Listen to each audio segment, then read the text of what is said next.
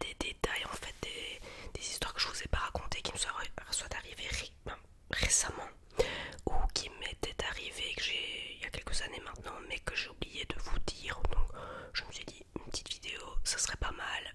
J'espère que je ne vais pas me répéter en fait, que je vais pas répéter des histoires que j'ai déjà racontées. En principe non, mais voilà, donc j'espère que ça vous plaira et n'hésitez pas à me partager aussi vos histoires en commentaire ou à me les envoyer par email.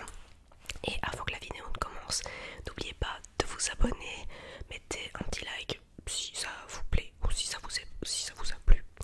Et voilà, un petit commentaire aussi, ça fait toujours plaisir. C'est parti. Alors petite parenthèse, vous me voyez ici dans une autre partie de mon studio YouTube, mon bureau en fait, dans lequel j'enregistre mes vidéos. Et voilà, donc c'est la première fois que je filme sur ma banquette. Je suis super contente. Et voilà, j'ai rajouté quelques petites décos qui rappellent Halloween, ma petite sorcière que j'ai déjà depuis des années, mes livres Harry Potter, petite citrouille, petite chauve-souris, pour se mettre un petit peu dans l'ambiance. Alors dernièrement, ce que j'ai eu il y a maintenant un bon mois d'ici, j'étais allée en boutique ésotérique faire une balade, hein, comme j'ai l'habitude de le faire maintenant, parce que j'ai découvert il y a un bon mois et demi, 2 mois, qu'il y avait une boutique pas tellement loin de chez moi, donc je m'y rends assez régulièrement, ça me fait beaucoup de bien. Et je crois que c'est... Non, c'était pas ce jour-là, c'était... Oui, je pensais que c'était le jour de la rentrée des classes, mais absolument pas. Et j'étais en train de faire le ménage, petite poussière, j'étais en train de faire le ménage dans le bureau jusqu'à un moment où... Ah oui, j'écoutais en fait une conférence de Patricia Daré. Et je ne sais pas ce qui s'est passé, mais j'ai été violemment poussée dans le bureau. J'ai vraiment senti qu'on me poussait sur ma chaise jusqu'à un moment j'ai vraiment failli tomber tellement j'ai été poussée très fortement. Je ne sais pas du tout ce qui s'est passé. Ce n'est pas une impression que j'ai eue. Ou alors c'est très bizarre quand même, mais voilà, donc j'étais fortement poussée et je suis restée bête. Voilà, donc depuis ça ne s'est plus passé parce que je me sens très bien. D'ailleurs, je vais même souvent vous le dire, je pense dans la vidéo, je me sens très bien chez moi. Bien que j'ai eu quelques petites choses, mais il faut savoir qu'il y a des, comment dire, les entités et autres énergies qui se, comment dire, qui nous entourent bougent en fait. Il y en a qui sont accrochés à un endroit, mais d'autres bougent. Donc voilà, je ne sais pas ce que c'était, je ne sais pas ce qui s'est passé, mais j'ai été fortement poussée. J'étais toute seule dans la maison. Mais voilà, depuis ça ne s'est plus reproduit. Un soir avant d'aller me coucher, j'avais repris l'habitude de lire et enfin relire parce que tout un temps je lisais puis j'avais un peu perdu, comment dire, cette habitude et là je m'étais dit qu'il fallait que je la reprenne donc je suis allée me coucher, je lisais un livre et bien tout le monde dormait sauf moi forcément et à un moment en fait étant donné qu'on était en travaux pendant plusieurs mois, d'ailleurs si vous voulez voir l'avancée des travaux, petite parenthèse, vous pouvez aller toujours voir les vlogs pour voir l'évolution de ceux-ci. Et à un moment en fait donc mon père et mon mari avaient commencé les travaux dans mon bureau aussi et j'ai remarqué un soir en étant en train de lire que j'entendais des bruits de pas ici là sur la mezzanine où je suis maintenant et ça a duré plusieurs jours d'affilée. Je pense que c'était vraiment une illusion auditive, mais bon, en tout cas j'ai vraiment j'entendais vraiment des bruits de pas. Et un jour j'ai demandé à Gaëtan, donc mon mari, si il avait déplacé quelque chose avec papa dans la chambre. Donc à savoir que quand on a acheté la maison, on s'en est pas rendu compte tout de suite, mais quand on avait fait tout le tour de notre maison en fait, on avait remarqué que de la cave au grenier, donc ici c'était un grenier avant, il y avait des signes religieux partout, donc autant des crucifix que des statuettes donc religieuses. Et dans mon bureau en fait, l'entrée de mon bureau avant à cet endroit là, il y avait une vierge à l'enfant et donc j'ai demandé à Gaëtan s'il avait, je reviens à ça, s'il avait déplacé quelque chose. Il me dit oui, ce qu'on a juste enlevé en fait c'est la statuette de la vierge, le temps de pouvoir venir mettre une nouvelle cloison. Et j'ai dit ah oui d'accord, je comprends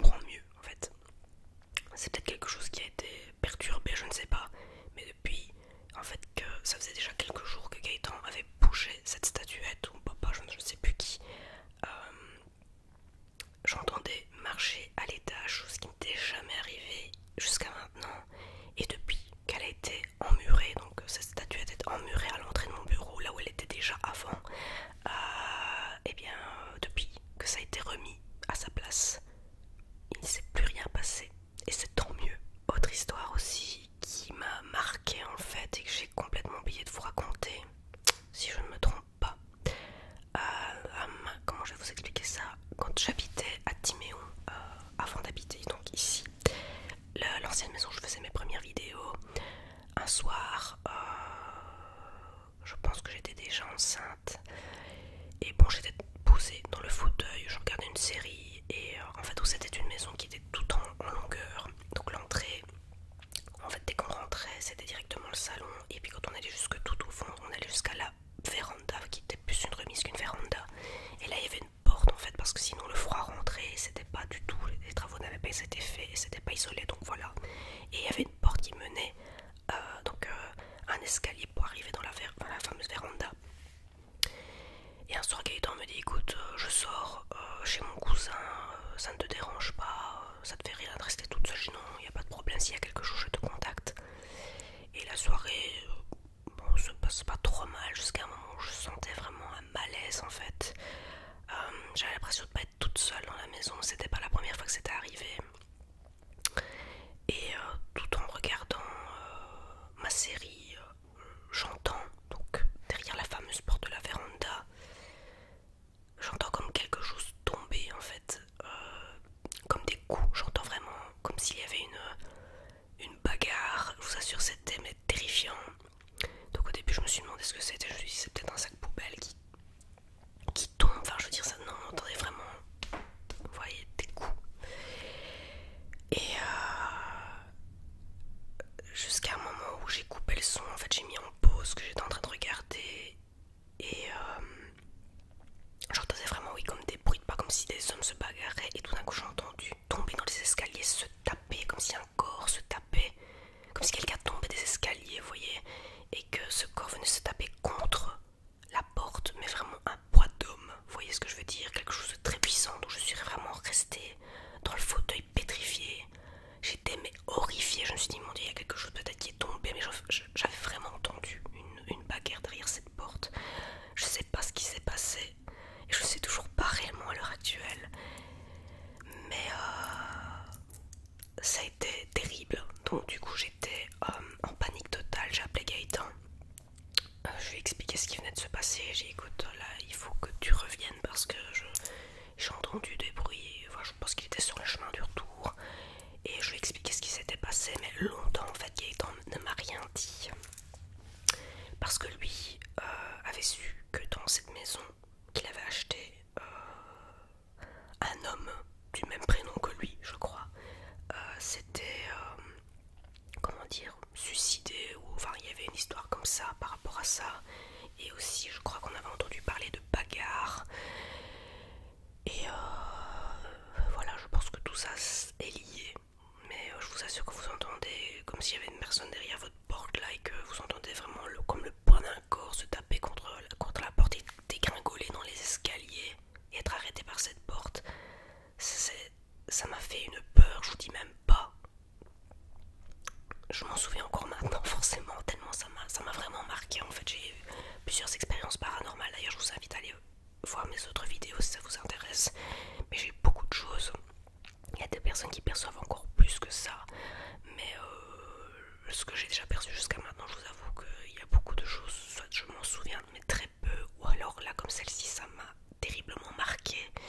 Et heureusement nous ne sommes plus restés dans cette maison, nous sommes ici et nous nous y sentons très bien, c'est très positif. Alors je voulais vous parler aussi du cimetière de Wam, je vous en avais déjà parlé dans une de mes vidéos justement. Mais ici il y a maintenant quelques mois, comment dire, on s'était rendu au cimetière, je crois que c'était le jour de la fête nationale belge, on est allé se balader, ma soeur, ma maman et mon petit garçon et moi. On était partis tous ensemble se balader. À un moment on passe devant le columbarium où notre grand-mère se trouve. En fait nous avons deux grand-mères qui sont dans un columbarium, mon arrière-grand-mère et ma grand-mère, mais j'avais beaucoup plus d'affinité avec ma grand-mère. Et pour d'autres raisons, mon arrière-grand-mère, je ne m'arrête pas en fait devant le columbarium.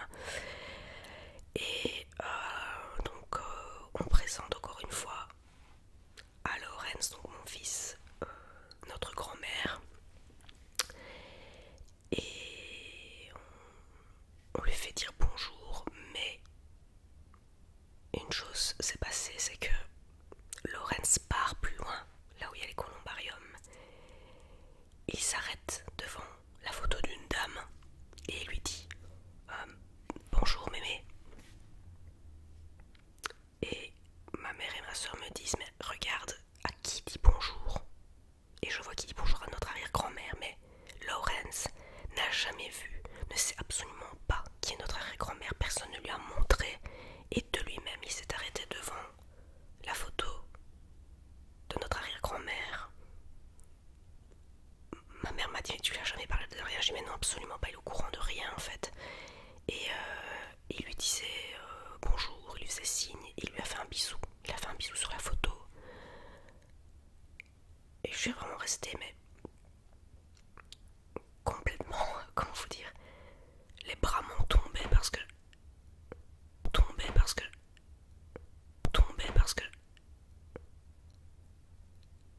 je me suis vraiment saisie de voir Laurence dire bonjour à son arrière-grand-mère qu'il ne connaît absolument pas. Et en fait, il n'a connu ni ma grand-mère ni mon arrière-grand-mère. On lui a toujours montré notre grand-mère et non pas notre arrière-grand-mère. Donc, comment aurait-il pu savoir que c'était sa mémé aussi indirectement? Est-ce que c'est le fruit du hasard? Est-ce qu'il aurait pu faire ça sur n'importe quelle photo? Je trouve ça quand même étrange qu'il se soit arrêté devant cette photo. Et lorsque je lui ai demandé comment il savait que c'était sa mémé, il m'a répondu sa sœur. Oh là, je dis mais je ne savais même pas. Mon arrière-grand-mère, je ne savais même pas s'il avait des frères et sœurs, je vous assure, je ne savais absolument pas. Donc j'ai posé la question à ma maman. Elle m'a répondu oui, elle avait une sœur. Donc là, voilà, l'étrange persistait parce que franchement, je ne sais pas d'où il connaît ça. Je ne sais pas pourquoi il m'a répondu ça. Il a 2 ans et demi. Je sais absolument pas d'où ça vient. Maintenant, tout ce que je sais, c'est que les enfants très très jeunes, jusqu'à encore 6-7 ans, voient des choses que nous ne voyons pas, perçoivent des choses que nous ne percevons pas. Et parfois ça peut arriver plus tard, comme pour moi par exemple, moi j'ai commencé à ressentir des choses vraiment à l'âge de l'adolescence. Ça a commencé à arriver chez moi à l'âge de 13 ans plus précisément. Et je vous en parle dans d'autres vidéos, mais oui, j'aimerais une fois peut-être faire quelques vidéos toujours par rapport au paranormal, mais ça je vous en ai déjà parlé, et voilà. Donc ce sont mes dernières petites histoires paranormales. Peut-être qu'il y a une explication, voilà. Étant donné que je ne trouve pas de cause rationnelle au fait d'être poussé vraiment violemment dans mon bureau ou entendre des bruits de pas à l'étage à partir d'une certaine heure, rien que parce qu'une statue, comment dire, religieuse a bougé, enfin, a été déplacée. Mon petit garçon qui nous raconte ce genre de choses au cimetière, enfin je veux dire, ça fait beaucoup de choses qui sont complètement inexplicables. J'essaie de trouver quelque chose de rationnel, mais vraiment je n'en vois pas. Mais voilà, je demande encore une fois s'il vous plaît de réagir par rapport à la vidéo. Si vous souhaitez réagir, réagissez, mais de façon sympathique s'il vous plaît. Je veux que ce soit une happy place. J'ai vraiment pas envie qu'il y ait de négatif sur ma chaîne. Maintenant il y a quelques petits passages, voilà. Mais voilà, c'est une happy place. Je fais mes vidéos avec un bonheur. Vous n'imaginez même pas le bien que ça me fait de vous partager ces vidéos. Vous partagez tout ce que j'aime en fait, tout ce qui me passionne et tout ce qui m'arrive. Voilà, j'espère que cette vidéo story time, je sais pas trop comment je vais l'intituler en fait cette vidéo, mais j'espère que ça vous aura plu, que ça vous aura détendu et peut-être fait frissonner. Voilà, je vous dis à très bientôt dans des prochaines vidéos ASMR et autres.